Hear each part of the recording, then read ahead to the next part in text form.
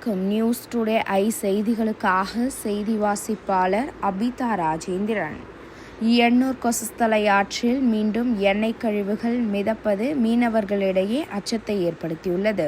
சென்னை எண்ணூரில் கொசஸ்தலை ஆறும் கடலும் கலக்கும் முகத்துவார பகுதியில் ஏராளமான மீன்களும் நண்டு எறாக்களும் கிடக்கும் இந்த ஆற்றில் எண்ணூரை சுற்றியுள்ள எண்ணூர் குப்பம், சின்ன குப்பம், பெரிய குப்பம், காட்டுக்குப்பம், சிவன்படை வீதி குப்பம் உள்ளிட்ட 8 மீனவ கிராம மக்கள் ஃபைபர் படகுகள் மூலம் மீன்பிடி தொழில் செய்து வருகின்றனர்.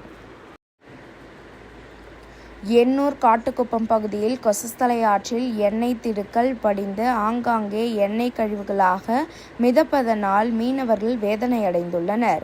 ஏற்கனவே கடந்த ஆண்டுகளில் மழை வெள்ளத்தின் பொழுது எண்ணெய் நிறுவனங்களில் இருந்து வெளியேற்றப்பட்ட எண்ணெய் கழிவுகள் மழை நீரில் கலந்து குடியிருப்பு பகுதியிலும் ஆற்றிலும் கலந்து பெரிய அளவில் பாதிப்பை ஏற்படுத்திய நிலையில் மீண்டும் ஆற்றில் எண்ணெய் படலங்கள் காட்சியளிப்பது பரபரப்பை ஏற்படுத்தியுள்ளது.